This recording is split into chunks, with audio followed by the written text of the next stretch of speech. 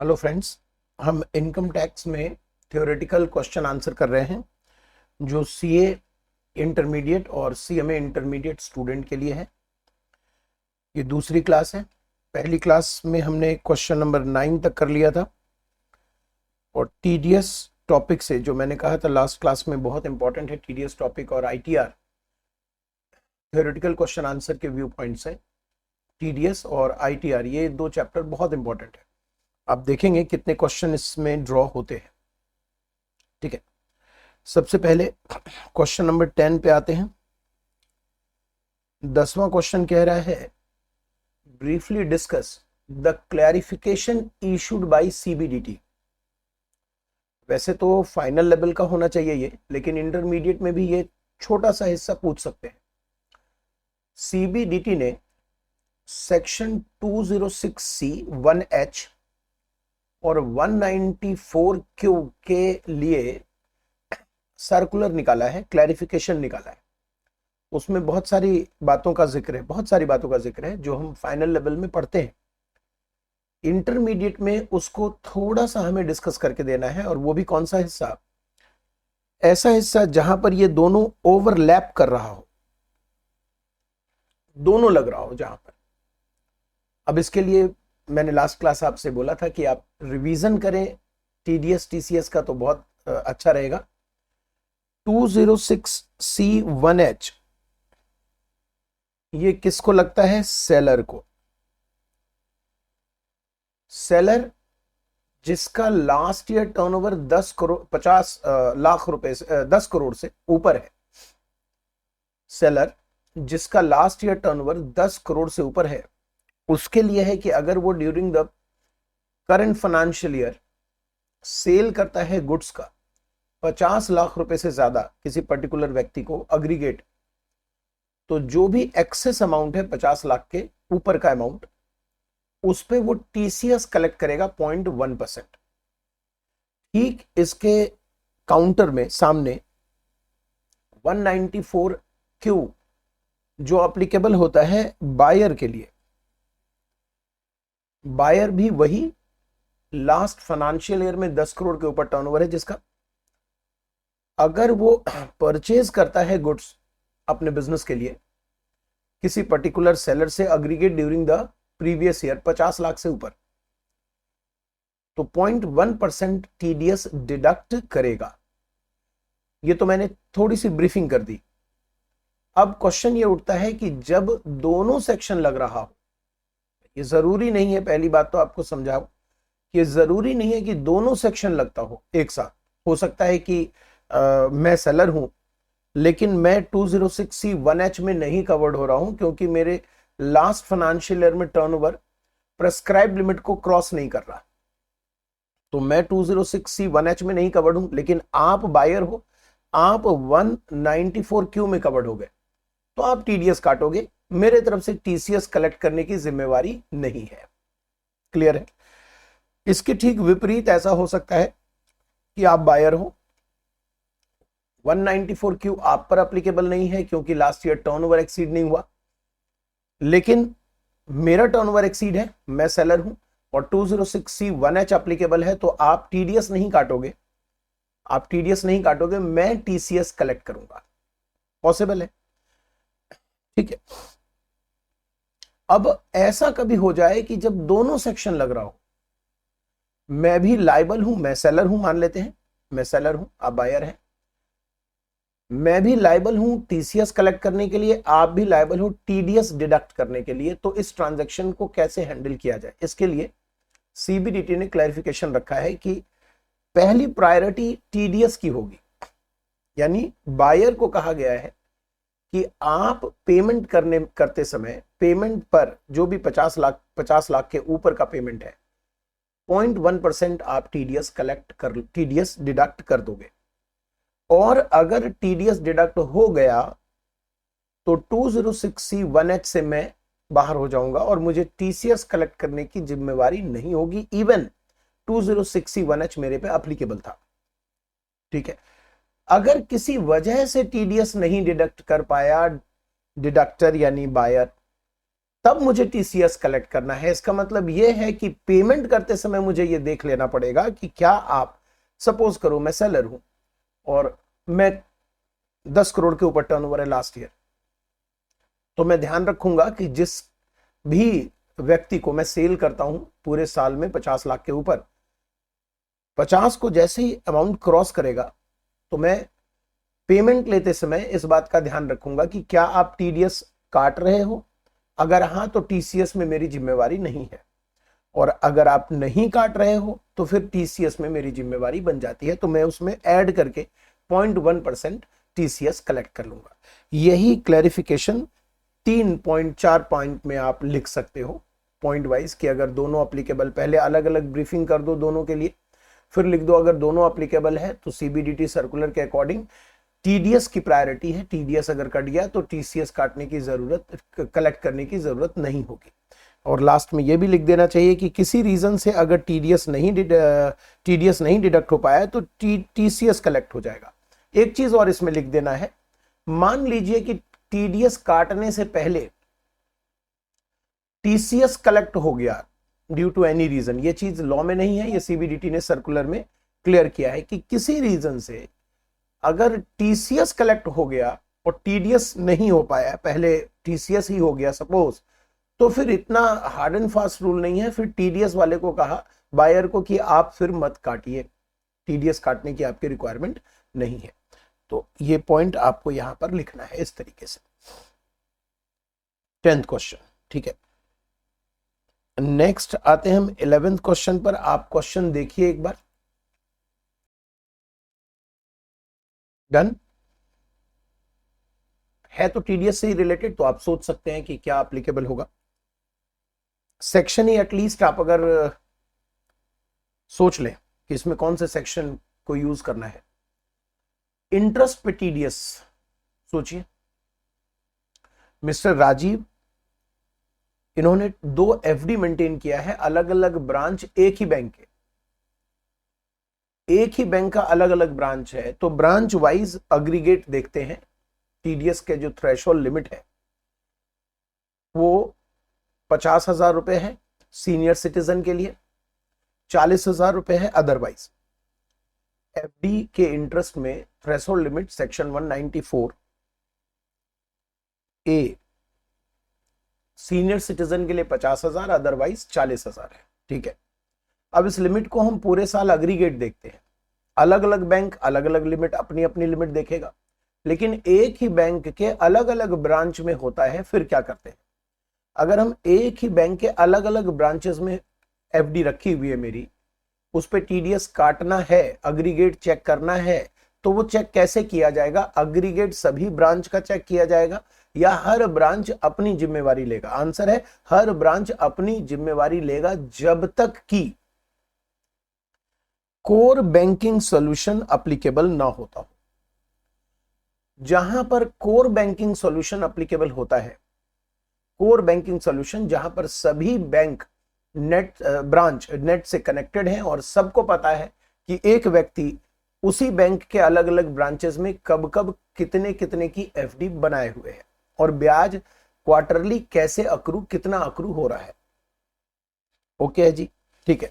तो जैसे इस क्वेश्चन में हम लेते हैं कोर बैंकिंग सॉल्यूशन एप्लीकेबल है, तो यहां पर हम एक बैंक के अलग अलग ब्रांचेस अग्रीगेट चेक करेंगे और जिस भी ब्रांच में ब्याज उस थ्रेशोल्ड लिमिट को क्रॉस कर जाएगा वो ब्रांच जिम्मेवार है टीडीएस काटने के लिए।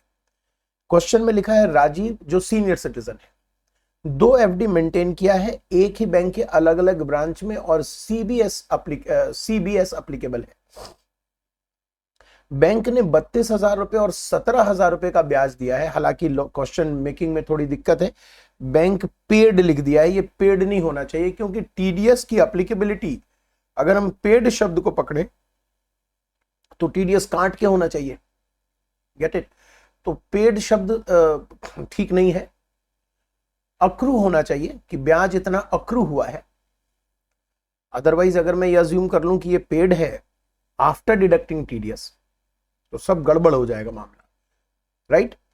तो पेड हमें यहां पर उपयोग नहीं करना, पेड को पेड के सेंस में नहीं लीजिएगा, क्योंकि हमें कैलकुलेशन नहीं करनी, हमें सिर्फ प्रोविजन बताना है, प्रोविजन टीडीएस से रिलेटेड। तो 32,000 रुपए मैं यहां पर अक्रू मान रहा हूं, ये चाहे तो आप इसको अजम्पशन में भी लिख लेंगे कि हम पेड को हमने यहां पर अक्रू माना है।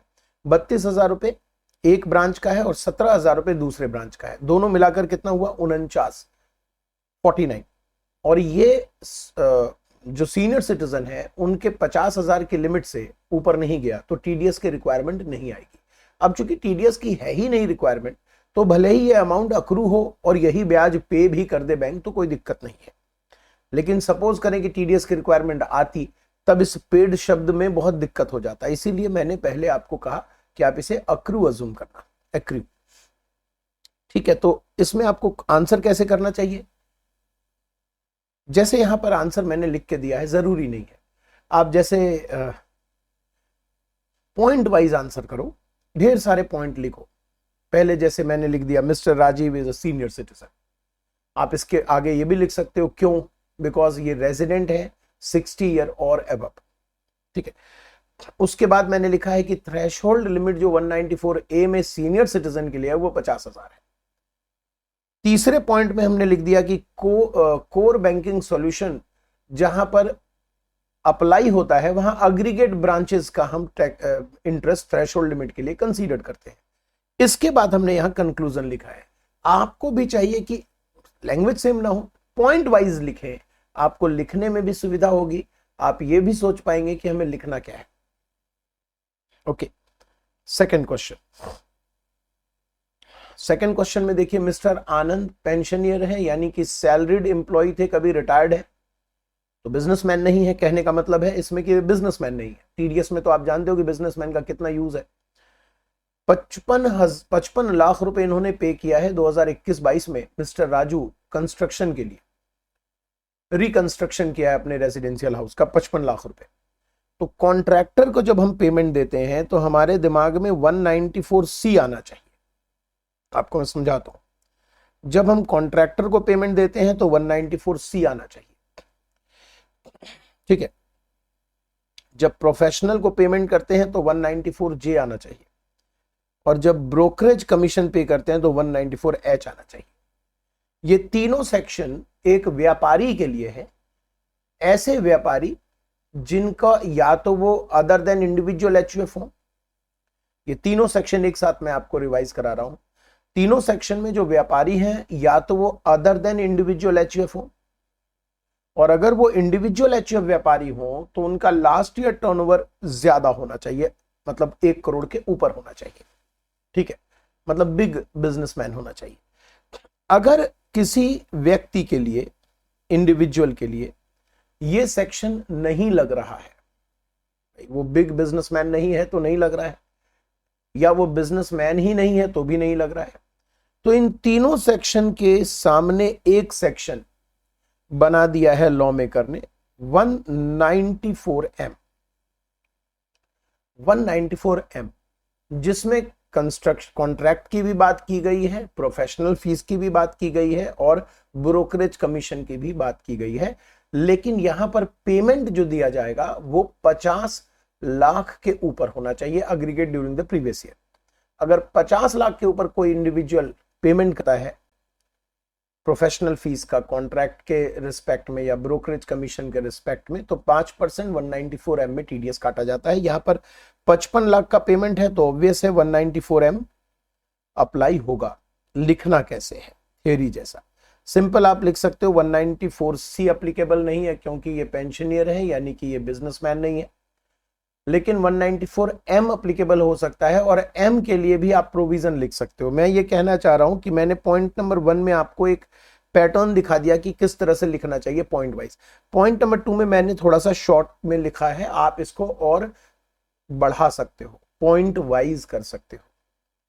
ठीक है, नेक्स्ट क्वेश्चन पर आते हैं। क्वेश्चन नंबर 12 कहां तक है, क्वेश्चन यहीं तक है, तो आप इसको एक बार देखो, बताइए क्या सोचा है आपने। ठीक है ना, वैसे चला रहे हैं, पॉज कर लेते हैं, फिर आप पढ़ लेते हैं, समझ लेते हैं, सोच लेते हैं, फिर वीडियो को आगे बढ़ाते हैं। ओके, क्वेश्चन नंबर 12 क्या कहते हैं, state in brief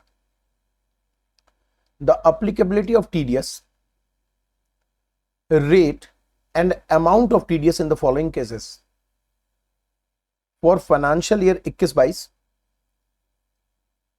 assume that all payments are made to resident. तो आपको इस बार बताना भी है टीडीएस के प्रोविजन अप्लीकेबल है या नहीं. नहीं अप्लीकेबल है तो वही आंसर खत्म होगा.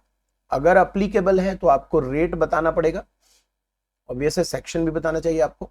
टीडीएस के सेक्शंस तो याद होने ही चाहिए आपको. और अमाउंट ऑफ टीडीएस भी बताना है. पहला नंबर पे आते हैं Sanjay.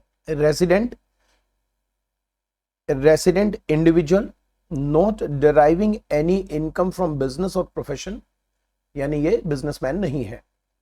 Makes payment of ₹12 lakh in January 22, 20 lakh in February 22, again 20 lakh in March 22 to Mr. Mohan, contractor for reconstruction of his residential house.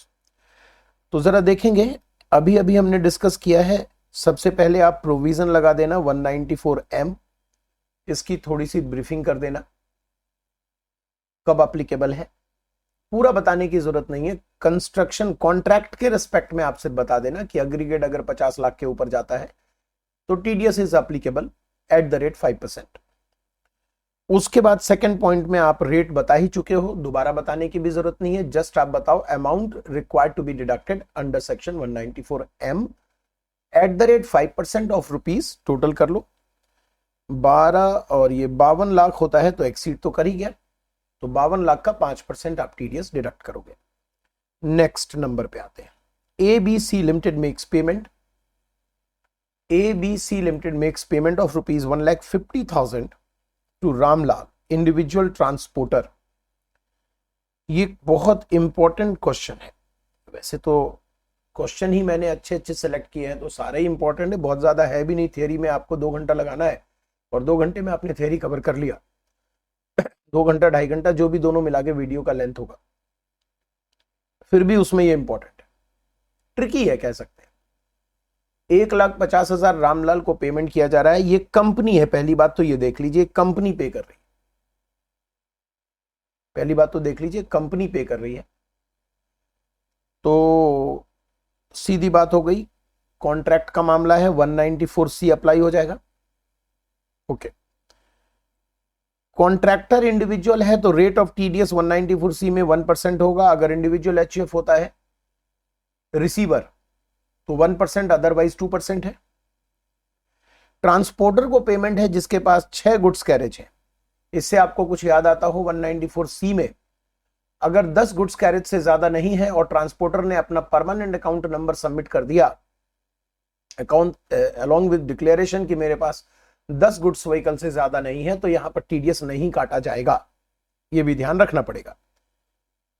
आगे क्या लिखा हुआ है कि जो ट्रांसपोर्टर है डिक्लेरेशन तो छोड़ो उसने अपना पैन भी सबमिट नहीं किया, तो जो टीडीएस की माफी थी ना काटने की वो एप्लीकेबल नहीं हुआ क्योंकि पैन सबमिट नहीं हुआ.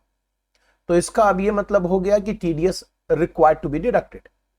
रेट ऑफ टीडीएस यहां पर 1% लगाना चाहिए क्योंकि इंडिविजुअल है रिसीवर. लेकिन अब इसके साथ एक क्वेश्चन मैंने इसीलिए मार्क करवाया इंपॉर्टेंट, क्योंकि हमें यहां पर 206AA भी अप्लाई करना पड़ेगा, जो कहता है अगर पेन नहीं दिया है किसी भी जगह पे तो जो एक्चुअल रेट प्रेस्क्राइब्ड किया गया है और 20% whichever is higher will be the rate of TDS. तो यहां पर रेट ऑफ टीडीएस एकदम से 1% से बदल के कितना हो जाना है, 20% हो जाना है. इस तरह से आप इसके आंसर को लिख सकते हैं, पॉइंट वाइज लिख सकते हैं. ठीक है. नेक्स्ट में आते हैं. ये एक सेक्शन देखिएगा जरा, 194EE. ये आपके बुक में अगर नहीं हो तो मुझसे अभी सुनिए और अभी कवर कर लीजिए. सिंपल है. एनएसएस नेशनल सेविंग स्कीम, इस अकाउंट से अगर आप अपने टेन्योर से पहले पैसा विड्रॉ करते हो और उस पैसे का पेमेंट कहीं पर आप करते हो, पैसा अगर विड्रॉ करते हो तो वो पैसा टैक्सेबल है। पहली बात तो ये कवर कर ले कि एनएसएस में जो पैसा आप विड्रॉ करते हो वो एनएसएस एनएससी दोनों वो टैक्सेबल है। ठीक है, पहली बात। इसका डिडक्शन आपने 80C में लिया होगा जब आपने डिपॉजिट किया होगा, ये अलग बात हो गई। अब 194EE कहता है कि अगर कोई व्यक्ति अपने एनएसएस से पैसा किसी को पे करे, जैसे आपके पास सेविंग अकाउंट है, करंट अकाउंट है, वैसे ही आपने एक नेशनल सेविंग स्कीम अकाउंट खुलवा लिया है।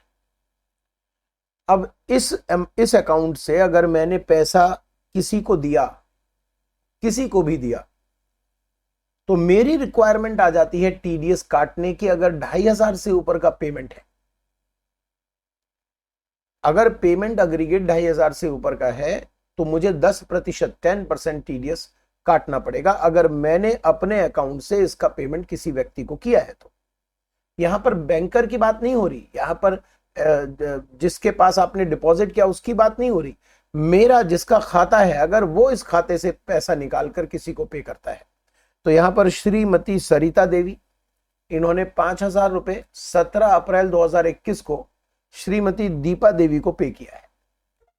ठीक है, डिपॉजिट कहां है? एनएसएस में, तो वहां के डिपॉजिट से लेकर पे किया है, तो इसका मतलब हो गया 194EE अप्लीकेबल हो जाएगा, 10% के रेट से टीडीएस कटेगा। ठीक है, क्या लिखा हुआ है ये भी आप यहां पर चेक करेंगे। नेक्स्ट क्वेश्चन पर आते हैं। एक ही लाइन का क्वेश्चन है, इसमें आपको सोचने जैसा कुछ मिलेगा नहीं, इसलिए मैं आपको मौका नहीं दे रहा हूं। Briefly explain the provision relating to TDS on cash withdrawal under section 194N of income tax act. 194N को ही डायरेक्टली पूछ दिया गया है। 194N जो banking company, cooperative bank, post office को एप्लीकेबल है, वहां कहा गया है कि पूरे साल में अग्रीगेट अगर 1 करोड़ के ऊपर किसी ने कैश विड्रॉ किया है एक या एक से ज्यादा खाते से, तो 2% का टीडीएस काटेगा वो बैंक, कोऑपरेटिव बैंक या पोस्ट ऑफिस, उस अमाउंट पे जो 1 करोड़ के ऊपर है। यानी 1 करोड़ 20 लाख है तो 20 लाख रुपए पर 2% का टीडीएस काटा जाएगा। 194N में मेंशन है। तो एक तो आपको पहले ये छोटा सा प्रोविजन लिख देना है, ब्रीफली एक्सप्लेन में आप ये लिख दोगे। ये 3 से 4 नंबर का क्वेश्चन बनता है, तो इससे बात बनेगी नहीं। आपको ये भी साथ में लिखना है कि 194N का एक्सेप्शन क्या है। Banking company, cooperative bank, post office को कहा गया है कि अगर गवर्नमेंट ही पैसा विड्रॉ कर रही है, कोई दूसरा बैंक विड्रॉ कर रहा है, एटीएम जो व्हाइट लेबल एटीएम ऑपरेटर होते हैं जिसको बैंक पैसा देती है और वो पैसा वो एटीएम में भरते हैं, वो पैसा विड्रॉ कर रहे हैं, या बिजनेस कॉरेस्पॉन्डेंस आपने सुना होगा जीएसटी में, बिजनेस कॉरेस्पॉन्डेंस जो बैंक के बिहाफ पर काम करती है, पैसे का लेन देन करती है, इन लोगों के केस में 194N की एप्लीकेबिलिटी नहीं है। तो ये एक्सेप्शन भी आपको लिखना पड़ेगा।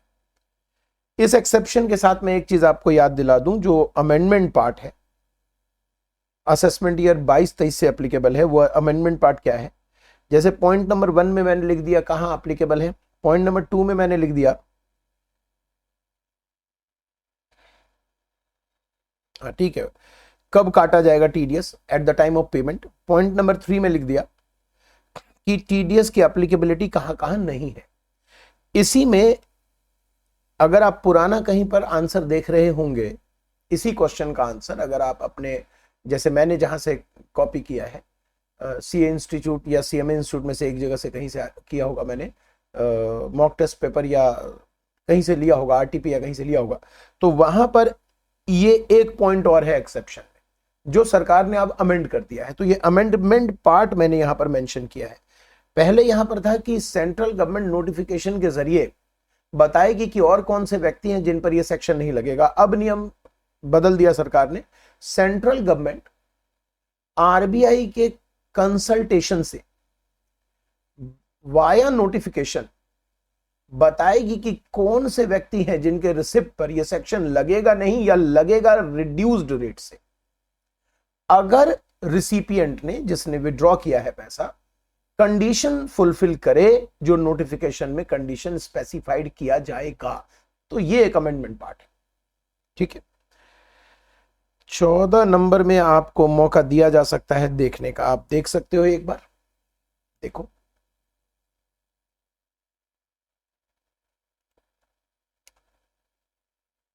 ठीक है, देख लिया तो करते हैं डिस्कस। एग्जामिन टीडीएस टीसीएस कुछ भी हो सकता है। implication in case of following transaction, briefly explaining provision involving assuming that all payee are resident। Rate भी आपको बताना है और टीडीएस टीसीएस का अमाउंट भी बताना है।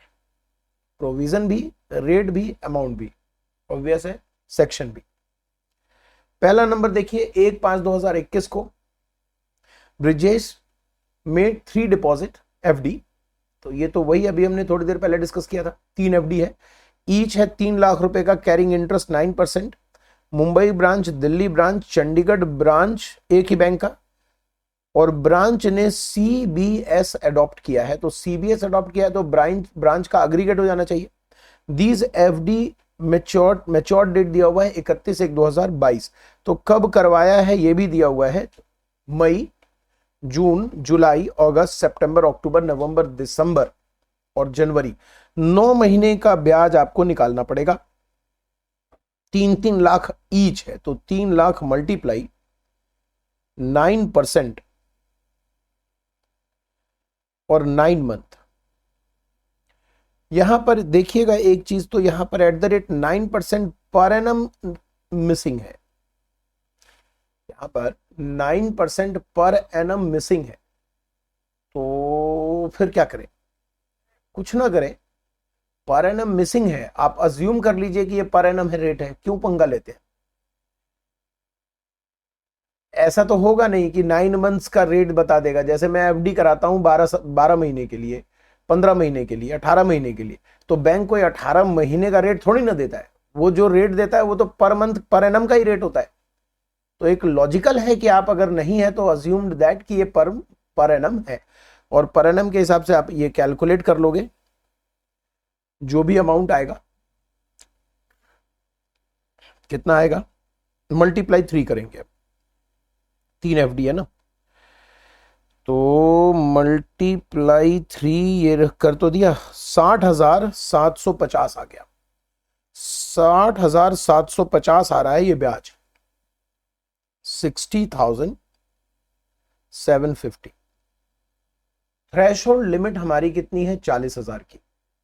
अगर सीनियर सिटीजन नहीं है तो 40,000 से ज्यादा है। सेक्शन आप लिख देना 194A। रेट आ जाएगा 10% और अमाउंट 10% किसका निकालेंगे? 60,750 का। नंबर 2 में आता हूं मैं। मनवा, एज्ड 80 साल का व्यक्ति है, 6.5% गोल्ड बॉन्ड है 2 लाख रुपए का, और 7% गोल्ड बॉन्ड 1980 3 लाख रुपए का है। इनको ईयरली इंटरेस्ट रिसीव हो रहा है। तो पहले तो हमें इंटरेस्ट कैलकुलेट करना पड़ेगा। 6.5% 2 लाख रुपए का, 2 लाख का 6.5% 13,000, और 3 लाख रुपए का 7% होता है 21,000। तो 13,000 रुपए प्लस 21,000 रुपए हो गया हमारा 34,000 रुपए। ये सेक्शन कौन सा आएगा सर? देखिए, ये एफडी थोड़ा ही है, ये तो बॉन्ड है, सिक्योरिटी है। और सिक्योरिटी के ऊपर जो आप इंटरेस्ट पे टीडीएस का रिक्वायरमेंट लगाओगे तो वो 94 नहीं, 194A नहीं, 193 आएगा। तो सेक्शन 193 @10% कितनी रकम है? 34,000। तो 34,000 194 में आप थ्रेशोल्ड लिमिट लिख देना कि 10,000 से एक्सीड कर रहा है। थ्रेशोल्ड लिमिट 10,000 है, 10,000 से एक्सीड कर रहा है तो TDS is required to be deducted at the rate 10%। तो इस पे टीडीएस आप काट के शो कर देना। दूसरा भी हो गया। तीसरे नंबर पे आते हैं, नंबर 3। एक प्राइवेट कंपनी है जिन्होंने लोन लिया है 50 लाख रुपए का मिस्टर हरिदास से, 50 लाख रुपए का लोन के ऊपर अगर हम ब्याज की बात करेंगे तो फिर से 194A आ जाएगा। देखिए ब्याज में 2 सेक्शन लगता है, 193 और 194A। जो सिक्योरिटीज के ब्याज हैं, एफडी है, सॉरी एफडी नहीं, डिबेंचर है, बॉन्ड है, वो 193 में आएगा। और अदर देन सिक्योरिटीज, एफडी है, लोन है, इंटर कॉर्पोरेट लोन है, वो 194A में आ जाएगा। तो यहां पर फिर से हम देख रहे हैं एक कंपनी ने एक व्यक्ति से लोन लिया है और इंटरेस्ट 79,000 का पेबल है हरिदास को। ठीक है, तो कौन इंटरेस्ट दे रहा है? एक कंपनी दे रहा है तो 194A अप्लीकेबल हो जाएगा, क्योंकि pair other than individual HF होना चाहिए। और अगर पेयर इंडिविजुअल एचएफ है तो उसके लास्ट ईयर टर्नओवर क्रॉस करना चाहिए 1 करोड़ के। ठीक है, तो ये तो इंडिविजुअल एचएफ के अलावा है तो 194A अप्लीकेबल हो जाएगा। डन।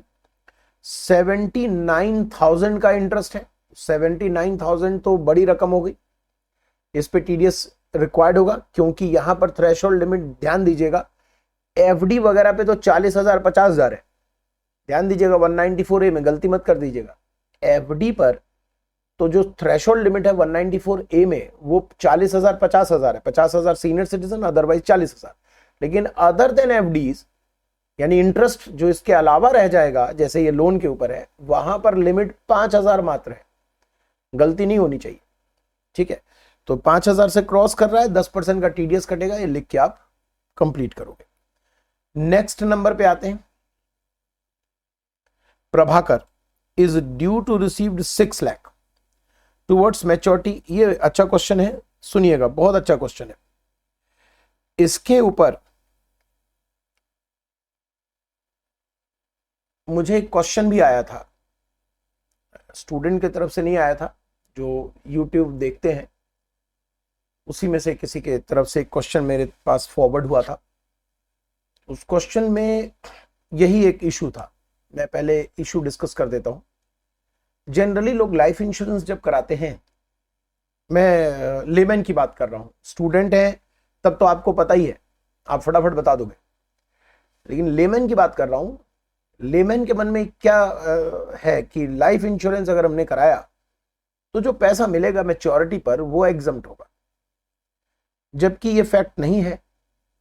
एग्जम्पशन कहां होता है लाइफ इंश्योरेंस का? सेक्शन 1010D में। और 1010D में मेंशन है कि अगर आपने ऐसी लाइफ इंश्योरेंस पॉलिसी ली है जिसका प्रीमियम एक prescribed percentage of sum assured से क्रॉस कर रहा है, तो याद रखिएगा मैच्योरिटी पर, डेथ पे एग्जम्पशन रहेगी, मैच्योरिटी पर जो पैसा मिलेगा दैट विल बी टैक्सेबल, वो टैक्सेबल होता है, वो एग्जम्प्ट नहीं होता है। तो पहली चीज, ये बहुत इंपॉर्टेंट मार्क कीजिएगा, क्योंकि इसमें छोटी छोटी चीजें हैं जो आपको मैं डिस्कस करके दूंगा। पहली चीज कि आपको लाइफ इंश्योरेंस से जब पैसा मिल रहा है तो आपको सबसे पहले 1010D पर जाकर देखना है कि ये एग्जम्प्ट है या टैक्सेबल है। अगर ये एग्जम्प्ट है तो बात खत्म हो जाती है, उस पर टीडीएस की रिक्वायरमेंट नहीं आएगी। अगर ये एग्जम्प्ट है तो बात खत्म हो गई, इस पर टीडीएस की रिक्वायरमेंट नहीं आएगी। लेकिन अगर ये टैक्सेबल है तो टीडीएस की रिक्वायरमेंट 194DA में आती है। यहां तक क्लियर हो गया? अब 194DA में जो टैक्स की रिक्वायरमेंट, टीडीएस की रिक्वायरमेंट है, ये बहुत जरूरी है। इस क्वेश्चन में गलती हो जाएगी। जैसे आप मान लो स्टूडेंट भी हो तो आपने ये पकड़ लिया कि सर समय शॉर्ट 5 लाख है और प्रीमियम बंदे ने सालाना दिया है 10% से ज्यादा, क्योंकि 2012 के बाद की पॉलिसी होने पर जो प्रेस्क्राइब परसेंटेज है वो है 10%। 5 लाख रुपए का समय शॉर्ट है, 10% 50,000 होता है। अगर प्रीमियम किसी ने 50,000 से ऊपर दे दिया है किसी भी वर्ष, तो ये लाइफ इंश्योरेंस पॉलिसी मैच्योरिटी पे टैक्सेबल है। तो स्टूडेंट अगर आप हैं तो ये पकड़ लेंगे कि ये टैक्सेबल होगा सर और टीडीएस कटेगा, यहीं तक बात खत्म नहीं होती। अब आगे समस्या और भी है, वो सुनिए। क्या है समस्या? टीडीएस कटेगा तो रेट ऑफ टीडीएस 5% होगा, ये भी आप लिख दोगे एग्जाम में, मैं मानता हूं। गलती कहां से होगी, ध्यान से सुनना। गलती कहां होगी, ये 5% आप किसका निकालोगे? आप यहां पर जो पैसा आपको मिल रहा है वो 6 लाख है, आप अगर 6 लाख का 5% लिख के आ गए 30,000 रुपए, तो ये गलत हो जाएगा आपका आंसर, क्योंकि 194 डीए में लिखा हुआ है कि टीडीएस का रेट तो 5% है, लेकिन TDS 5% of which amount is required to be deducted. 5% किस अमाउंट का? और आंसर है टैक्सेबल अमाउंट का। 6 लाख जब इस क्वेश्चन में आप देख रहे हो कि मिल रहा है, तो वो पूरे 6 लाख टैक्सेबल नहीं है। आप भी जानते हैं कि लाइफ इंश्योरेंस में आपने प्रीमियम पे किया है, बेसिक सम एश्योर्ड है। यहां पर सिंस ये हमें नहीं पता कि टोटल प्रीमियम कितना पे किया है। वैसे अगर हमें पता होगा तो प्रीमियम से जितना एक्सेस अमाउंट है that will be taxable amount. अब प्रीमियम हमारे पास नहीं है, इसलिए एनुअल है, लेकिन कितने साल पुरानी है कैलकुलेट करना पड़ेगा। 2018 में ली है, मैच्योर हो रहा है 22 में, तो ऐसे भी आप वर्कआउट कर सकते हो। 2018, 19, 20, 21, 22, तो ये कितने हो गए? 5 साल। तो ये कैलकुलेशन इसमें क्वेश्चन में गड़बड़ी है। क्यों गड़बड़ी है? ये तो यूं ही उन्होंने क्वेश्चन बना दिया, क्योंकि 2018 से 2022 यानी कि 2018 में पहला प्रीमियम भरा होगा, 2019 में, 2020 में और 2021 में। चलिए 4 साल भरा होगा, तो 4 साल का कितना हो गया जी? 5,60,000। चलिए क्वेश्चन ठीक है, गड़बड़ नहीं है, 5,60,000। तो प्रीमियम टोटल कितना पे किया है आपने 4 साल में? 5,60,000। टोटल प्रीमियम कितना पे किया? यहां पर चूंकि डेट है इसलिए हम निकाल सकते हैं, तो 5,60,000 2018 में पे किया होगा, 19 में पे किया होगा, 20 में, 21 में, 22 में नहीं पे किया होगा क्योंकि 22 में तो मैच्योर हो गया। तो 4 साल का प्रीमियम बनता है 5,60,000। अमाउंट जो आप ले रहे हो मैच्योरिटी पर in excess of total premium paid will only B taxed in your hand. तो एक लेमैन को यह जरूर मालूम होना चाहिए कि जब वो अपना रिटर्न फाइल करेगा तो यहां पर 40,000 मात्र टैक्सेबल इनकम में शो करेगा। और लाइफ इंश्योरेंस कंपनी को भी मालूम होना चाहिए कि वो 5% किस रकम पे काटेगा। आंसर है 40,000 पर। तो गलत अगर टीडीएस काटा हो तो वो भी देखना पड़ेगा कि टीडीएस सही काटा है कि नहीं। जितनी रकम मिल रही है उस पर टीडीएस नहीं कटेगा, जितना टैक्सेबल होगा उस पर टीडीएस कटेगा। यह बात बहुत इंपॉर्टेंट है इस सेक्शन के लिए। तो 6 लाख रुपए में आपने टोटल प्रीमियम जितना पे किया है उसे माइनस कर दो, इसके ऊपर 5% टीडीएस कटेगा। क्लियर है? डन। और लेमन के लिए मैं एक और बात डिस्कस कर दूं। अगर मान लीजिए इस पे टीडीएस आपका कट गया, कितना बना? 2,000 रुपए। अब सर इस 2,000 का क्या करेंगे? जब आप अपनी इनकम टैक्स रिटर्न फाइल करेंगे नेक्स्ट ईयर में, तो जो टैक्स लायबिलिटी आपकी कैलकुलेट होगी उसमें ये 2,000 रुपए का क्रेडिट लेंगे। और ये भी ध्यान रखेंगे कि आप अपनी इनकम में ये जो 40,000 एक्सेस है प्रीमियम से ऊपर जो आपने पाया, इस क्वेश्चन को अगर मैं लेता हूं एग्जाम्पल में, मैं इसे अगर एग्जाम्पल लेता हूं, वही सिर्फ आईएफओएस में आप शो करेंगे अपनी इनकम में। ठीक है?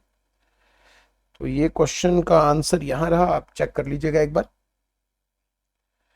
नेक्स्ट क्वेश्चन पे आते हैं। बढ़िया क्वेश्चन है, बड़ा क्वेश्चन है, 2 मिनट लगा लीजिए आप, मतलब पॉज करके लगाइएगा। क्या लिखा हुआ है बताइए? Examine whether TDS provision would be attracted in following cases. अगर अट्रैक्ट है तो सेक्शन बताना है, साफ साफ लिखा है सेक्शन बताना है। Also specify the rate and amount of TDS. इसी तरह के क्वेश्चन आ रहे हैं। पहले में देखिए, मिस्टर काले receiving pension from central government. ये पर्टिकुलर जो है, जिसको मैंने थोड़ा सा अलग तरीके से बनाया है ऐसे, ये जो पर्टिकुलर है ये पेयर की डिटेल है जिससे आप ये पता लगाएंगे कि पेयर टीडीएस के रेंज में आ रहा है या नहीं।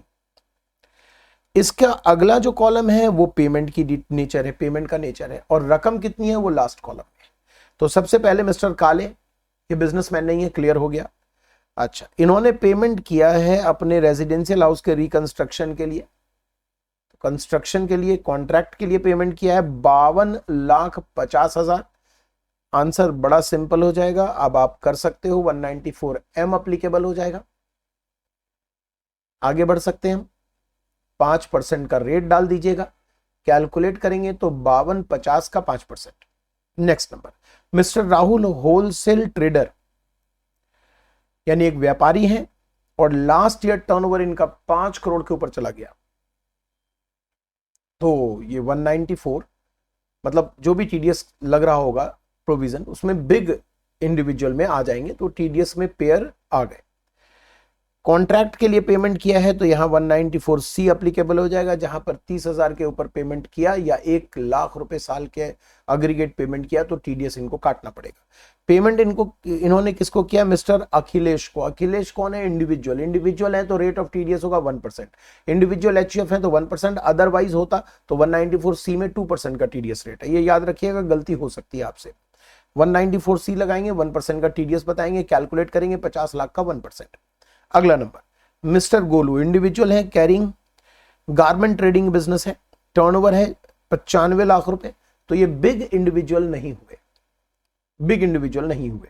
इन्होंने कमीशन का पेमेंट किया है तो 194H अप्लाई करने का प्रयास होगा, लेकिन नहीं अप्लाई होगा क्योंकि ये 194H एप्लीकेबल है when pair is other than individual HUF and if pair is individual HUF turnover last financial year must exceed ₹1 crore, तो वो इसमें नहीं आ गए, नहीं आए तो नो टीडीएस रिक्वायर्ड।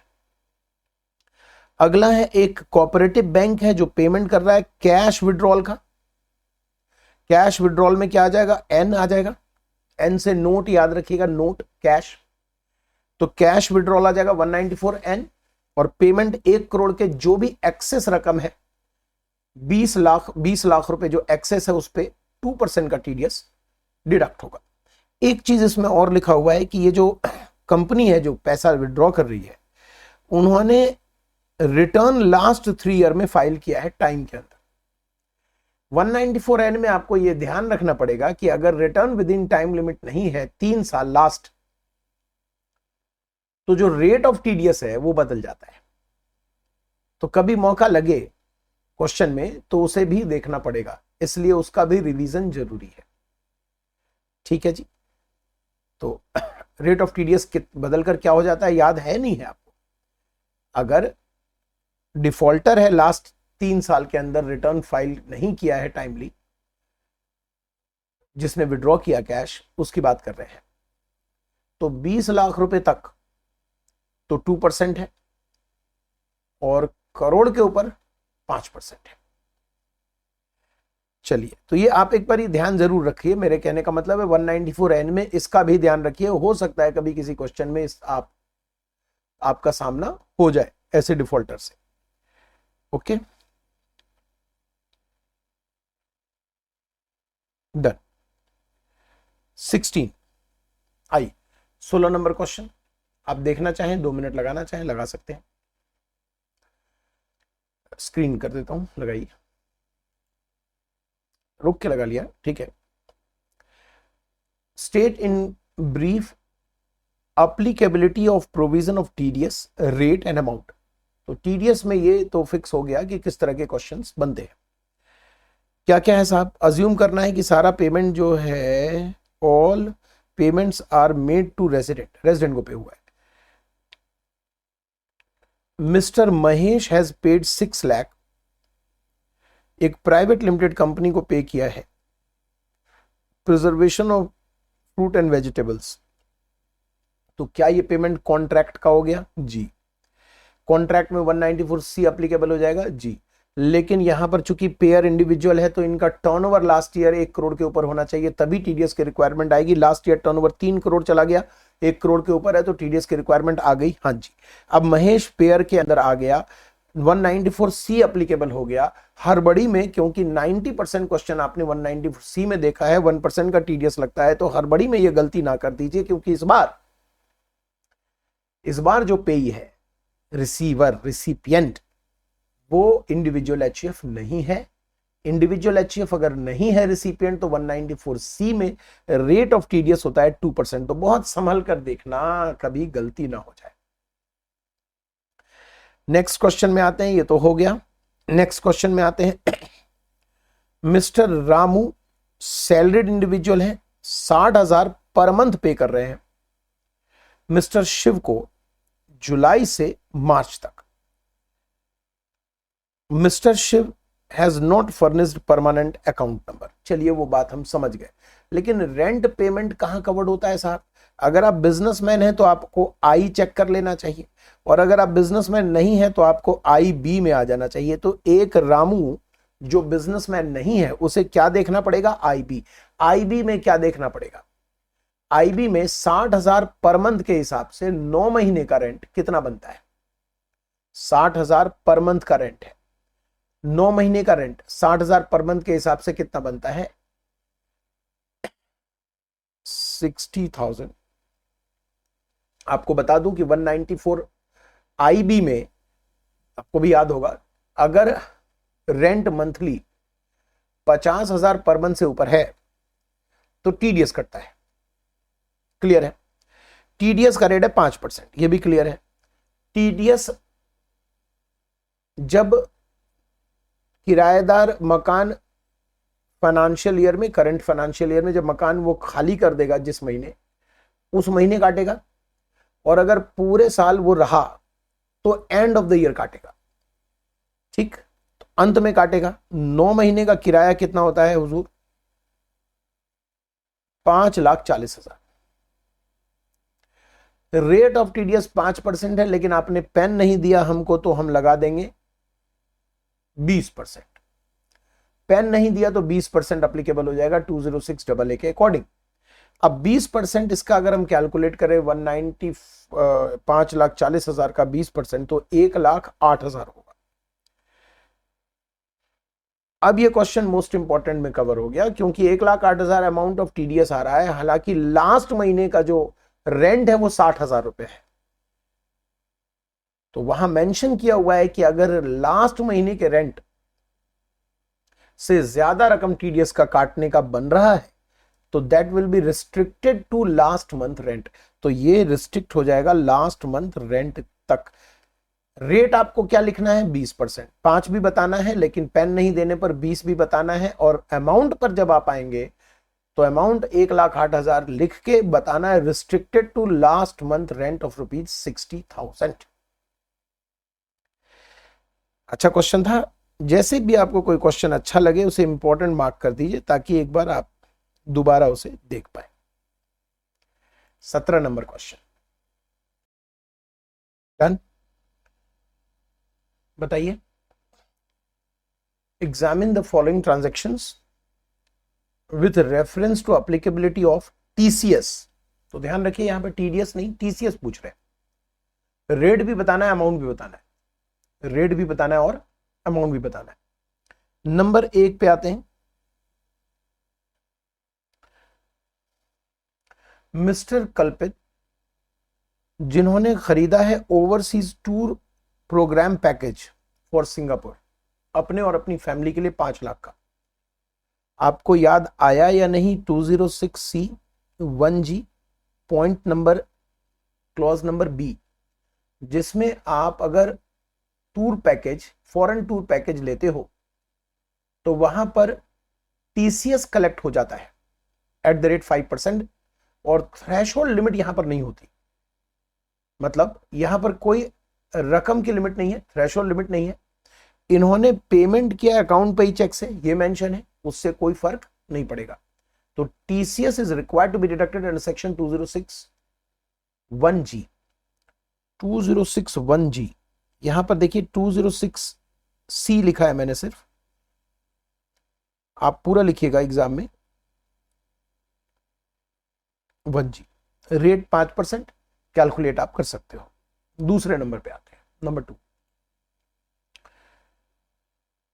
एक व्यक्ति जो बिजनेस कर रहा है, टर्नओवर 11 करोड़ है लास्ट फाइनेंशियल ईयर में, इनको पैसा मिल रहा है गुड्स बेचने का 75 लाख रुपए का। तो इसको तो हमने अभी आज की क्लास में ही हमने डील किया है 1H, जहां पर सेलर को रिक्वायर्ड होता है टीसीएस कलेक्ट करने का। सबसे पहला क्वेश्चन ये लिया था हमने, सेलर को टीसीएस कलेक्ट करना है, लास्ट ईयर टर्नओवर 10 करोड़ के ऊपर होना चाहिए, है 50 लाख की सेल हो, पर्टिकुलर व्यक्ति को aggregate during the previous year 75 की सेल है, रेट कितना लगाना है 0.1%, टीसीएस कलेक्ट करना है। तो 75 लाख रुपए का, सॉरी 75 लाख नहीं, 50 लाख से जो भी एक्सेस अमाउंट है, यही तय हुआ था, 50 लाख से जो भी रकम एक्सीड करेगा उस एक्सीडेड अमाउंट का 0.1%। तो 25 लाख रुपए एक्सीड हो रहा है तो 25 लाख का 0.1% TCS required to be collected. 17 number पढ़ लीजिएगा, ठीक है। 18 नंबर पे आते हैं। हाँ चलिए आप देख लीजिए एक बार, डन। यहां पर टीडीएस की रिक्वायरमेंट पूछ रहे हैं, अज्यूम करना है कि जितने भी डिडक्टी हैं यानी पेई है यानी रिसिपिएंट है, सब के सब रेजिडेंट हैं और सब ने परमानेंट अकाउंट नंबर फर्निश किया है। तो आप कृपा करके 206AA ना लगाएं, हायर रेट पर ना जाए। पहला नंबर है, कुणाल ने रिसीव किया 10,20,000 रुपए pre mature withdrawal of provident fund before continuation of service of 5 years. अगर मैं इस क्वेश्चन को यहीं रोक दूं तो आपको 192A लगाना है। अगर मैं क्वेश्चन को यहीं रोक दूं तो आपको 192A लगाना है और टीडीएस की रिक्वायरमेंट बतानी है, ठीक है। अगर यहीं रोक दूं तो, क्योंकि 192A कहता है कि अगर कोई एफडी से पैसा निकालता है आरपीएफ से और वो टैक्सेबल है, और टैक्सेबल कब होता है, जब 5 साल बिना कंप्लीट किए आप एफडी से पैसा आरपीएफ से निकाल लेते हो। तो अगर वो टैक्सेबल है तो 192A में टीडीएस कटता है। अगर वो टैक्सेबल है तो पेन नहीं सबमिट करने पे 30% का रेट भी आ जाता है, चलिए मतलब हायर रेट आ जाता है, 30 MMR आ जाता है, मतलब और भी ज्यादा जुड़ जाता है। लेकिन ये सब तब होगा जब प्रोविडेंट फंड से पैसा निकालना टैक्सेबल होगा। प्रोविडेंट फंड से पैसा निकालना टैक्सेबल है कि नहीं, ये सैलरी चैप्टर में आपने पढ़ा हुआ है आरपीएफ में, कि 5 साल की अवधि बिना कंप्लीट किए अगर कोई आरपीएफ से पैसा निकालेगा दैट विल बी टैक्सेबल। लेकिन वहां एक्सेप्शन भी था, वो एक्सेप्शन भी आपने पढ़ा था, जिसमें एक एक्सेप्शन में यह था कि अगर बीमारी के कारण, इलनेस के कारण, बीमारी के कारण मजबूरी में टर्मिनेट होना पड़ा उस व्यक्ति को, रिटायरमेंट लेना पड़ा उस व्यक्ति को, और 5 साल पूरे नहीं हुए हैं और हमने आरपीएफ से पैसा निकाला, तो वो एग्जम्पशन कंटिन्यू रहेगी। सिंस एग्जम्पशन कंटिन्यू रहेगी इसलिए इस सेक्शन में आपको यहां कुछ नहीं लिखना है, नो टीडीएस। टीडीएस की रिक्वायरमेंट नहीं आएगी। क्यों नहीं आएगी समझ आया? आरपीएफ में जब पैसा विड्रॉ करने पर टैक्सेबल होगा तब 192A में कवर्ड होगा, तो टैक्सेबल नहीं हुआ। नेक्स्ट पॉइंट, इंडियन बैंक ने लोन सैंक्शन किया है, डिस्चार्ज किया है 12 करोड़ का एक कंपनी को, और कंपनी ने 1,20,000 रुपए का सर्विस फी पे किया है। एक सर्कुलर के अंतर्गत, वैसे ये फाइनल लेवल कब होना चाहिए था, लेकिन जो भी है अब हमने डिस्कस किया तो किया, एक सर्कुलर के अंतर्गत जो सर्विस फी है इस लोन के रिस्पेक्ट में, इसे ब्याज की श्रेणी में रखा गया है। यानी 194A में जो इंटरेस्ट की रकम होती है उसे ब्याज की श्रेणी में रखा गया है। तो ऐसा समझिए कि ये जो बैंक है ये ब्याज दे रहा है, सॉरी ये जो बी लिमिटेड है वो बैंक को ब्याज दे रहा है। तो ब्याज देना तो 194A में कवर्ड हो सकता था, लेकिन वहां पर एक्सेप्शन में जब आप जाएंगे तो आपको दिखेगा कि बैंक को पेमेंट कर रहे हैं, पोस्ट ऑफिस को पेमेंट कर रहे हैं, गवर्नमेंट को पेमेंट कर रहे हैं, इन ऑल केसेस आपको टीडीएस नहीं काटना है। तो यहां पर टीडीएस की रिक्वायरमेंट क्यों नहीं है? क्योंकि जो पेई है वो बैंक है, रिसीवर। नेक्स्ट पॉइंट पर आते हैं, नंबर 3। मिस्टर अगम प्राइवेट कंपनी में काम करते हैं। 5 महीने के लिए इनको डिप्यूट किया गया है मुंबई, जहां पर ये रेंट पे कर रहे हैं 32,000 रुपए का। तो आप समझ गए होंगे कि इस सेक्शन के लिए पूछा जा रहा है और इस सेक्शन में थ्रेशोल्ड लिमिट है 50,000 पर मंथ का। चूंकि ये 32,000 का रेंट है इसलिए 194 IB एप्लीकेबल नहीं होगा। करेक्ट है जी। चलिए नेक्स्ट क्वेश्चन पर आते हैं हम। 19 नंबर, दिमाग लगाइए 1 मिनट। डन, मतलब रोक के कर लिया। मिस्टर सुभाष बिजनेसमैन है और इलेक्ट्रिकल अप्लायंसेस बेचते हैं। टर्नओवर इनका लास्ट फाइनेंशियल ईयर में, बढ़िया क्वेश्चन है, 206C1H। अगर मुझे किसी व्यक्ति के लिए 206C1H 21-22 में देखना हो तो मुझे देखना है last year turnover, last financial year में टर्नओवर 10 करोड़ को क्रॉस करना चाहिए। इन्होंने जानबूझ के कंफ्यूज कर दिया कि लास्ट फाइनेंशियल ईयर में तो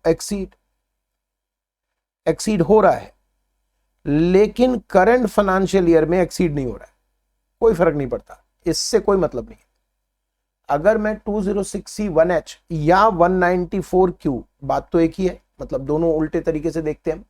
ये सेलर के लिए देखेंगे और वो बायर के लिए देखेंगे।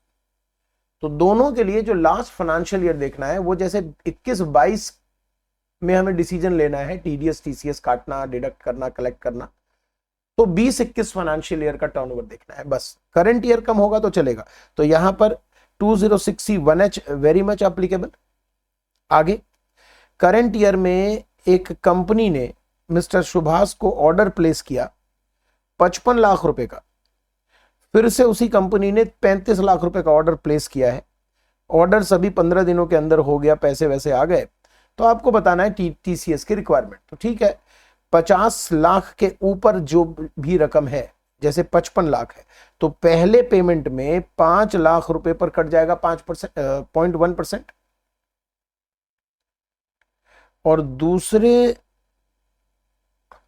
जो कलेक्शन आएगी, कट जाएगा नहीं मतलब कलेक्ट हो जाएगा, और दूसरे में पूरे 35 लाख रुपए का 0.1% कलेक्ट हो जाएगा TCS।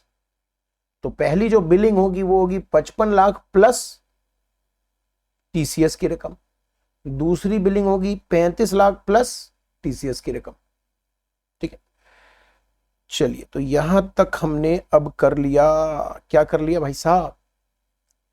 TDS और TCS के क्वेश्चन हमने कर लिए। अब हमारे पास आखिरी जो चैप्टर आता है वो आता है ITR।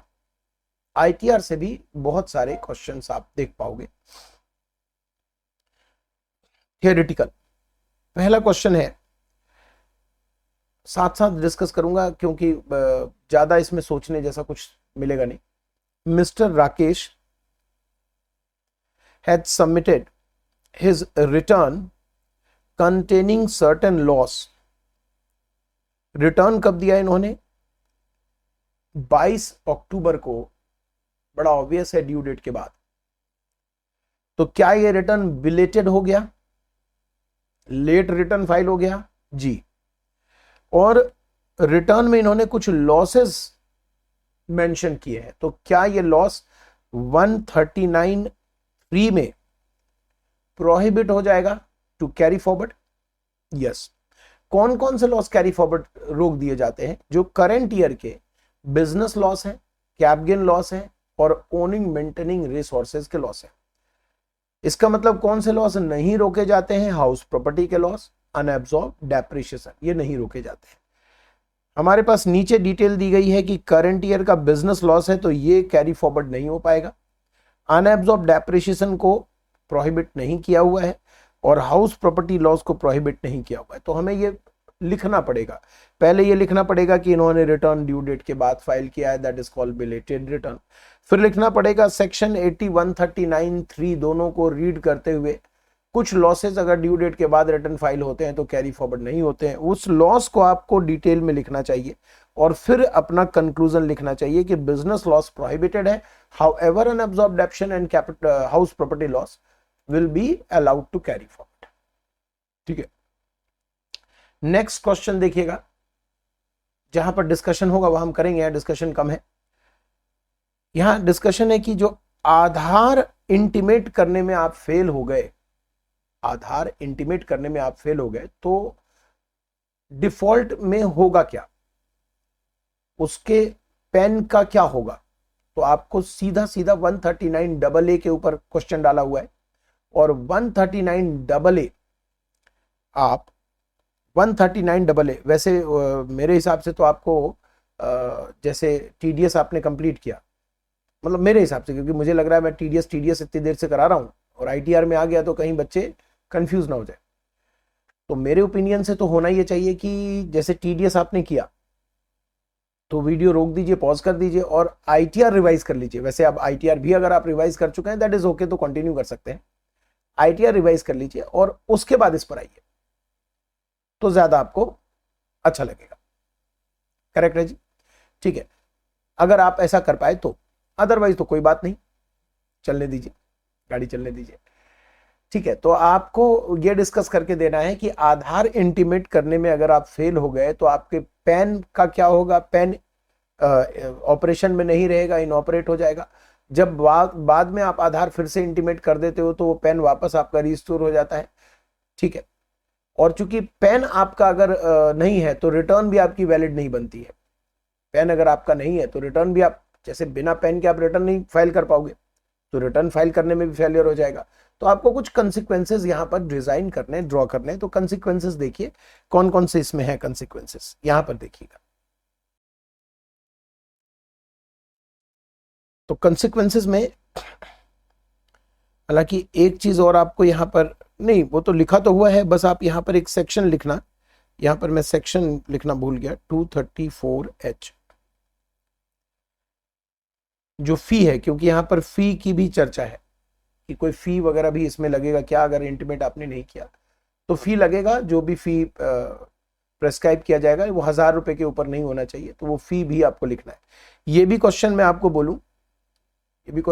बोलूं कि असेसमेंट ईयर 22-23 तक के लिए तो ठीक है, बट उसके आगे के बच्चों के लिए रेलिवेंट शायद ना हो, क्योंकि लास्ट डेट 31 मार्च 2022 था इंटीमेशन का।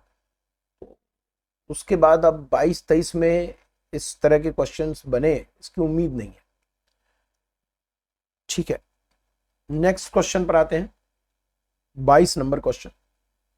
आप फिर से चाहो तो 2 मिनट लगा सकते हो, लगता है प्रैक्टिकल लेकिन है नहीं, रिटर्न फाइलिंग के रिस्पेक्ट में। ठीक है,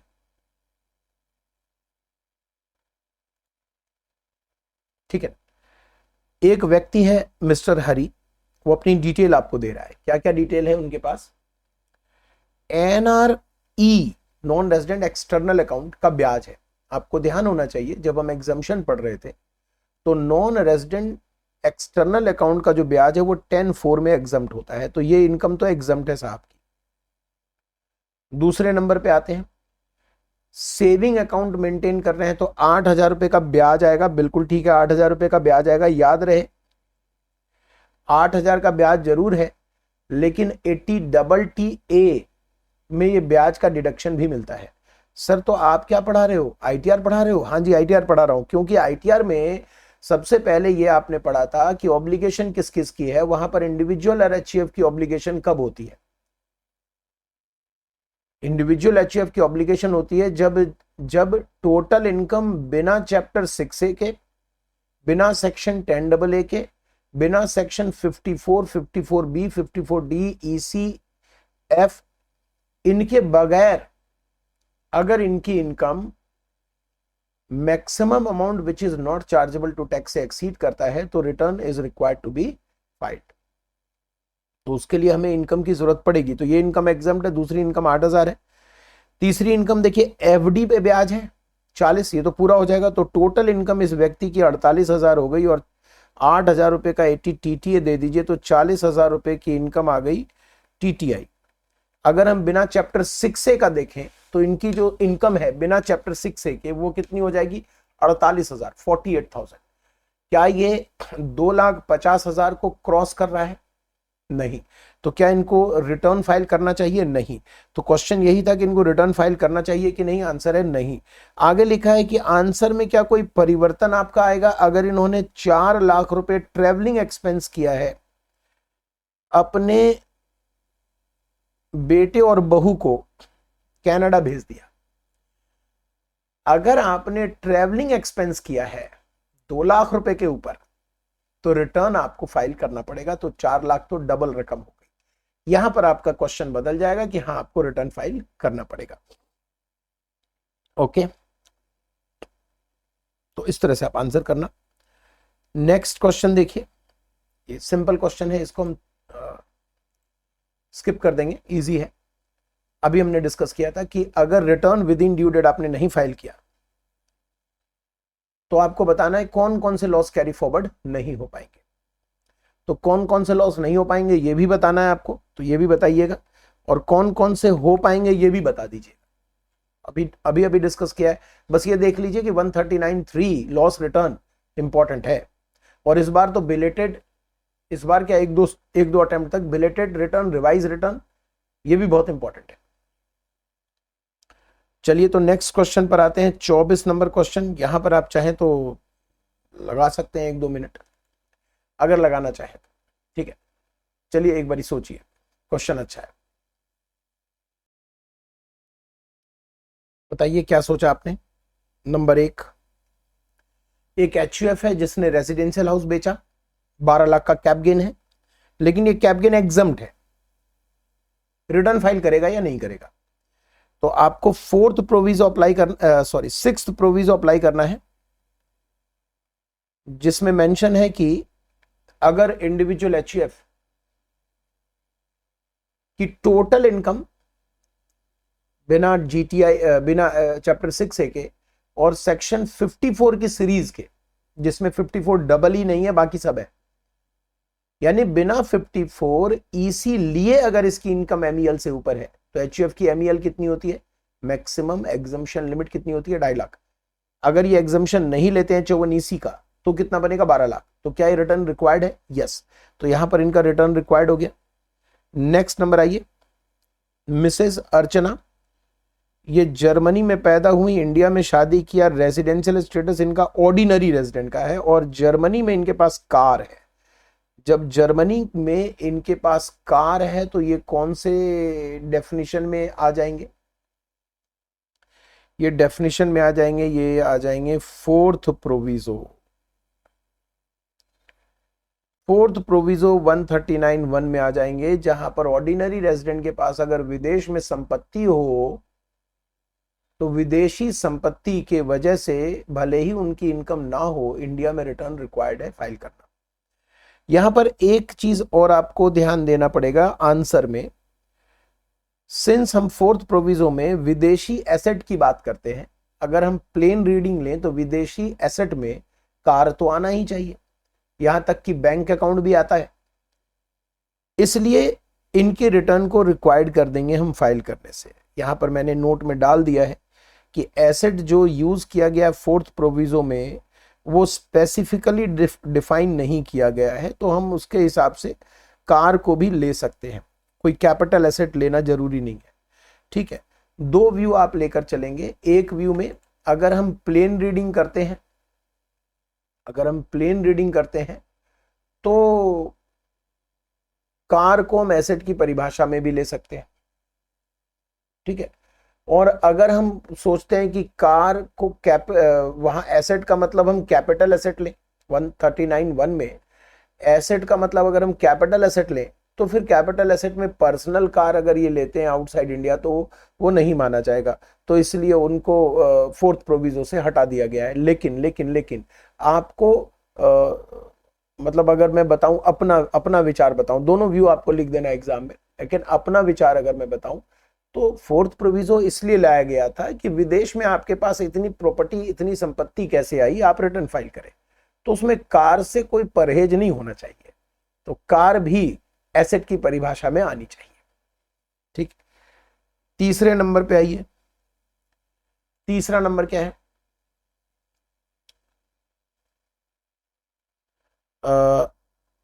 एक व्यक्ति 1,20,000 रुपए इलेक्ट्रिसिटी का बिल पे करता है पूरे साल में, तो यहां पर हम आ जाएंगे 7th प्रोविजो में। और 7th प्रोविजो में आप हायर एक्सपेंस अगर करते हैं तो रिटर्न आपको रिक्वायर्ड होगा, जिसमें इलेक्ट्रिसिटी बिल 1,00,000 के ऊपर एग्रीगेट पूरे साल हुआ तो कवर्ड होता है। तो यहां भी रिटर्न आपको फाइल करना पड़ेगा। 25 नंबर क्वेश्चन देखिए,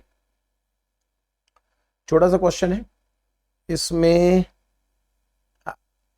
इसको भी हम हैंड टू हैंड कर लेते हैं, आपको सोचने का मौका नहीं देते। कैलाश है resident, ordinary resident, return file नहीं किया इन्होंने प्रेस्क्राइब ड्यू डेट में, आपको कंसिक्वेंसेस बताने हैं। तो जितने भी आपको कंसिक्वेंसेस याद आते हैं पॉइंट वाइज आप बताइए। जैसे कि return within due date file नहीं किया है तो लॉस कैरी फॉरवर्ड नहीं होगा। Return within due date file नहीं किया है तो लेट फी 234F लग सकता है। Return within due date नहीं फाइल किया है तो अगर टैक्स बन रहा हो उस व्यक्ति का तो ब्याज आ जाएगा 234A का।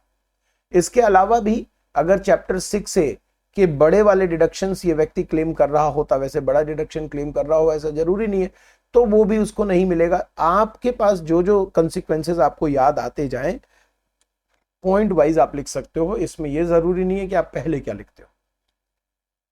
डन। चलिए नेक्स्ट पे आते हैं।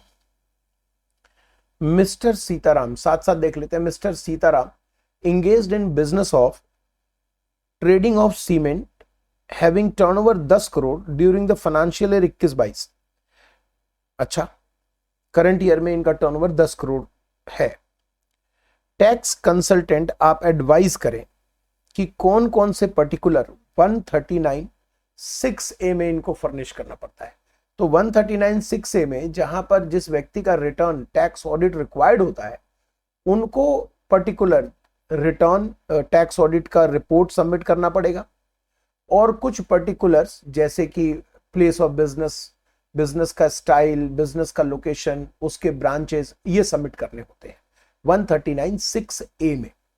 तो ये एक सेपरेट क्वेश्चन आप समझ के इसको लर्न भी कर लीजिएगा। अगर आपने नहीं पढ़ा होगा तो 139(6)A में जिसका भी टैक्स ऑडिट रिक्वायर्ड है, 1 करोड़ के ऊपर है तो टैक्स ऑडिट में आ गया वो, उनके लिए कुछ पर्टिकुलर्स सेपरेटली आपको रिटर्न के साथ लगाना पड़ता है। एक तो 44AB टैक्स ऑडिट का रिपोर्ट, बिजनेस का लोकेशन, उनका स्टाइल, बिजनेस के ब्रांचेस वगैरह ये बताने होते हैं।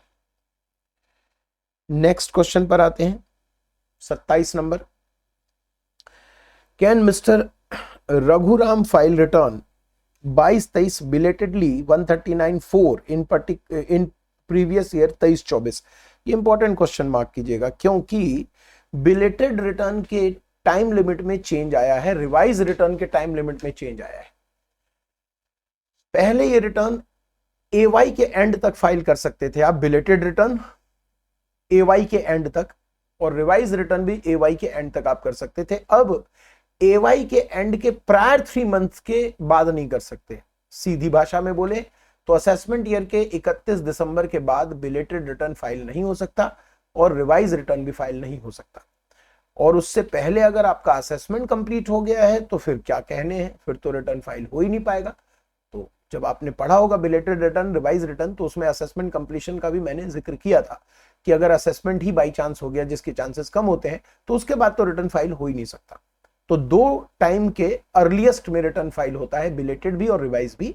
एक 31 दिसंबर ऑफ AY और दूसरा completion of assessment, which ever is earlier. तो ये पूछ रहे हैं कि क्या 22-23 का हम 23-24 में, नहीं पॉसिबल नहीं है। 23-24 छोड़ो, 22-23 के 31 मार्च 23 तक भी नहीं कर पाओगे आप, ठीक। तो ये इंपॉर्टेंट है। अच्छा, इसमें कुछ कंसिक्वेंसेस भी हैं क्या?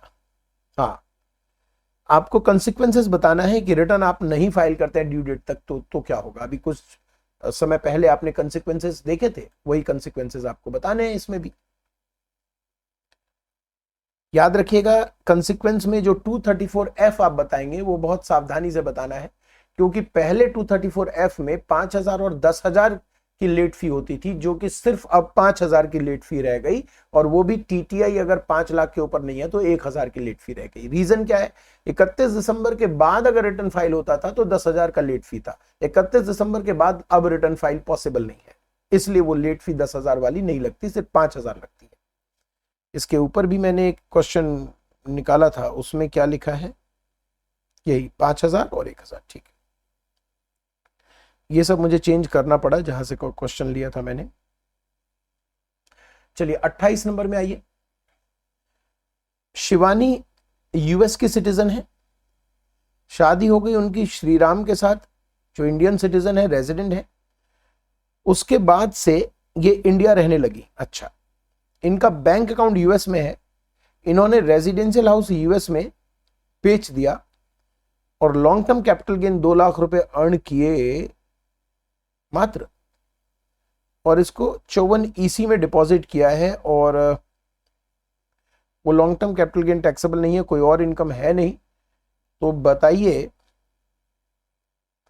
पहली बात तो ये बतानी है आपको कि उनको रिटर्न फाइल करेंगी या नहीं करेंगी,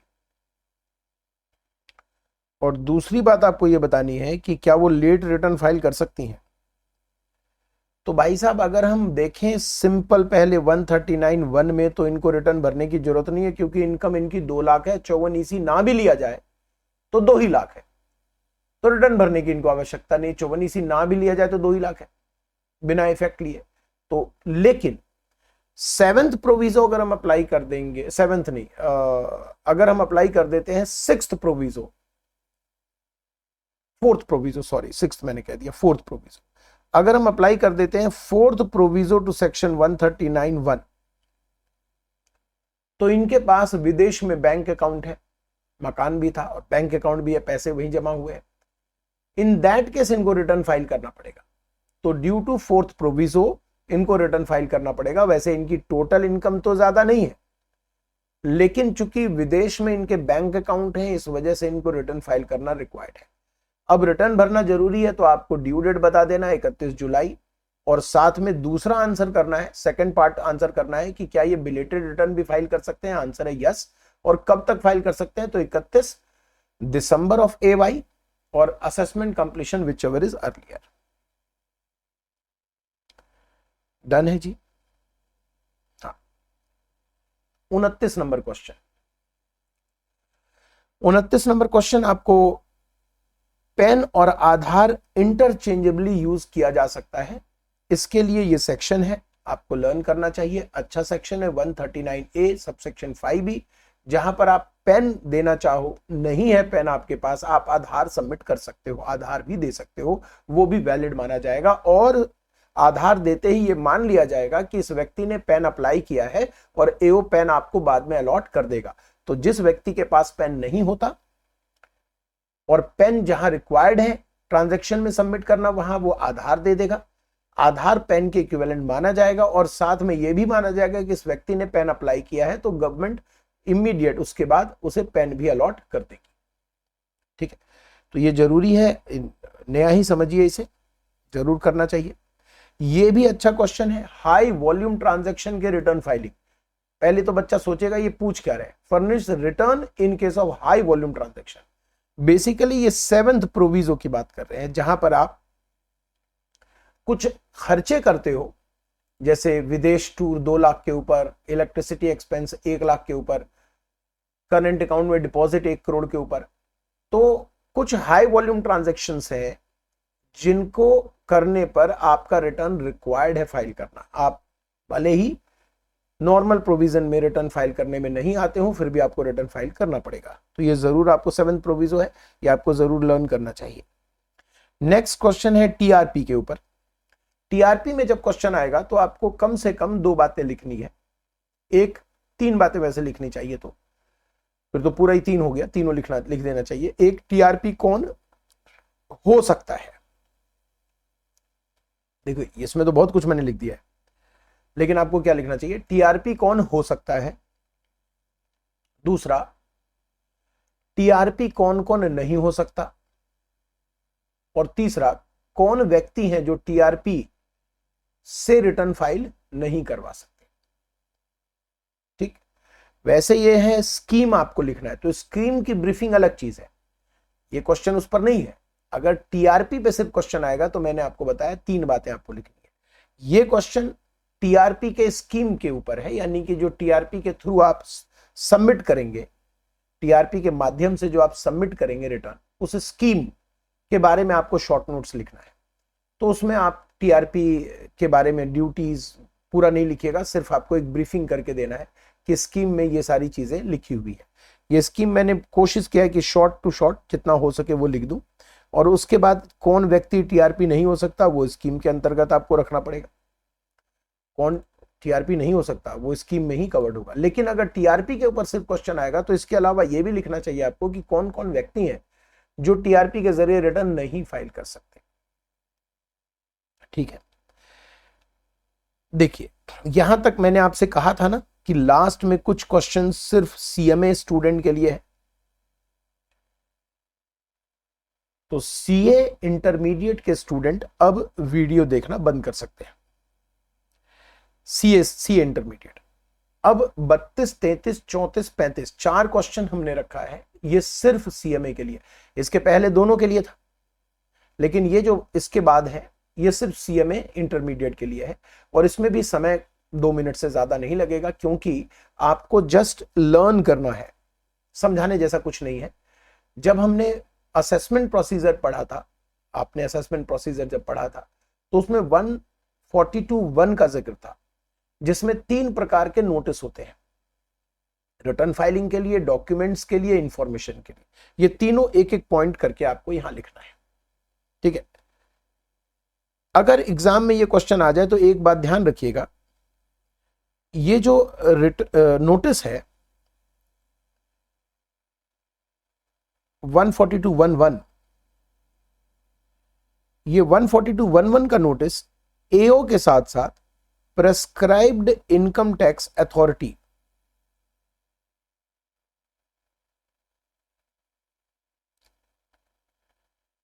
भी इशू कर सकता है। ये जरूर यहां पे लिखना है आपको, क्योंकि ये अमेंडमेंट है। यहां से इसको काट दीजिएगा। 142(1)(1) का नोटिस एओ भी इशू कर सकता है, और एओ के अलावा प्रेस्क्राइब्ड इनकम टैक्स अथॉरिटी भी इशू कर सकता है। ये जरूर आपको लिखना है अगर आ गया तो। इसके बाद एक रेक्टिफिकेशन था, मिस्टेक अपरेंट फ्रॉम रिकॉर्ड, जहां पर मिस्टेक ऐसा जहां 2 व्यू पॉसिबल नहीं है, तो इनकम टैक्स अथॉरिटी अगर अपने ऑर्डर में पाता है कि मिस्टेक है तो उस मिस्टेक को वो ठीक कर सकता है, ये आपने पढ़ा होगा। इसके साथ साथ जो रिटर्न फाइल होता है 143(1) का इंटीमेशन, उसको भी रेक्टिफाई किया जा सकता है। टीडीएस के रिटर्न को भी रेक्टिफाई किया जा सकता है, इंटीमेशन को। कब तक रेक्टिफिकेशन करना है, इसकी 2 लिमिट थी, दोनों आपको लिखनी है। एक लिमिट 4 साल के अंदर थी, और दूसरा अगर एसएससी ने अप्लाई किया है तो मंथ एंड के 6 महीने तक रेक्टिफिकेशन होना जरूरी है। अगर डिपार्टमेंट कर रहा है तो ऑर्डर पास के ईयर एंड के 4 साल तक, और अगर उस 4 साल के अंदर ही एसएससी जब अप्लाई करेगा तो एसएससी के अप्लाई के मंथ एंड के 6 महीने तक रेक्टिफिकेशन जरूरी है। रेक्टिफिकेशन रिजेक्ट भी किया जा सकता है कि हम इसे रेक्टिफाई नहीं करेंगे, और एक्सेप्ट भी किया जा सकता है कि हम इसे रेक्टिफाई करेंगे। 154 मिस्टेक अपरेंट फ्रॉम रिकॉर्ड। इसके बाद आईसीडीएस से रिलेटेड बहुत ब्रीफिंग आपको कराया था। आईसीडीएस जरूरी भी था, ब्रीफिंग ज्यादा नहीं कर सकते आप, क्योंकि फाइनल में जब आप जाओगे, अब तो खैर आपका देखो सीएमए के स्टूडेंट को बस इसी वर्ष ये सब पढ़ना है। यहां से जो मैंने कहा ना कि यहां से सीएमए वाले सिर्फ पढ़ेंगे, सीए वाले नहीं पढ़ेंगे, तो ये सिर्फ असेसमेंट ईयर 22-23 के लिए ही है। 2023 जून से जो एग्जाम होंगे, अगर आप न्यू सिलेबस में, न्यू स्कीम में आओगे, न्यू सिलेबस में आओगे, तो मेरी उम्मीद तो ये है, वैसे तो अभी तक क्लियरिटी नहीं है, स्टडी मैट नहीं आया है और सिलेबस भी खुल के नहीं आया है, मेरी उम्मीद तो यह है कि जो सीए इंटरमीडिएट के इनकम टैक्स और जीएसटी का पोर्शन जैसा है वैसा ही आपका करेंगे। अगर वैसा ही कर दिया तो ये सब आईसीडीएस वगैरह और असेसमेंट प्रोसीजर हटा दिया जाएगा आपके सिलेबस से। उम्मीद तो यही है, हटाना भी चाहिए, क्योंकि फाइनल में डिटेल में आप कराते हो इन चीजों को। यहां पर बच्चा आधा करता है, करते भी नहीं बनता उसको। आप लोग अच्छी तरह जानते हो कि आपके सिलेबस को इतना वास्ट रखा हुआ है 100 नंबर प्राप्त करने के लिए, कि एक लिमिट तक तो आप ठीक आते हो, उसके बाद लास्ट में जो आपको हैवी स्टफ दिया जाता है कि ये भी पढ़ो ये भी पढ़ो, वहां आप फंस जाते हो कि सर ये सब क्या पढ़ना है। ऑब्वियसली वो फाइनल में होना चाहिए, जैसे आईसीडीएस भी फाइनल में ही होना चाहिए, अकाउंटिंग स्टैंडर्ड के साथ उसको कनेक्ट करना है तो फाइनल में ही होना चाहिए। लेकिन आपको छोटा सा एक ब्रीफिंग है, और उसमें भी एटलीस्ट ये 2 मैंने जो ढूंढ के दिया है वो 2 आप देख लीजिएगा। उसमें 2 में भी आपको पूरा आईसीडीएस नहीं कवर करना, सिर्फ स्कोप और डिस्क्लोजर बताना होता है कि स्कोप क्या है, मतलब इस आईसीडीएस ने किसको कवर किया है, कंस्ट्रक्शन कॉन्ट्रैक्ट को कवर किया है, तो इस आईसीडीएस ने किसको कवर किया है, वो स्कोप एक बार रीड करना है, एक बार जस्ट। और डिस्क्लोजर रिक्वायरमेंट क्या है, तो आईसीडीएस में अगर एक तो आपको आईसीडीएस में नाम रट लीजिएगा, जो जो आईसीडीएस आपके है, आईसीडीएस के साथ जो नाम है वो, और ये 2 मैंने दे दिए, आएगा तो इसी से रिलेटेड आप अज्यूम कर लीजिएगा। तो ये 2 मैंने दे दिए, इसमें एक गवर्नमेंट ग्रांट का है और एक कंस्ट्रक्ट कॉन्ट्रैक्ट का है। इसमें स्कोप आपको लिखना है, क्या क्या कवर किया जा रहा है, और डिस्क्लोजर रिक्वायरमेंट, बाकी डिटेलिंग नहीं जानी। ये था आपका टोटल इनकम टैक्स थ्योरी। उम्मीद है आपको दोनों वीडियो पसंद आया होगा, यूजफुल होगा आपके लिए, आपके एग्जाम के लिए। ठीक है जी, चलिए पढ़ते रहिए, स्वस्थ रहिए, फिर मिलते हैं।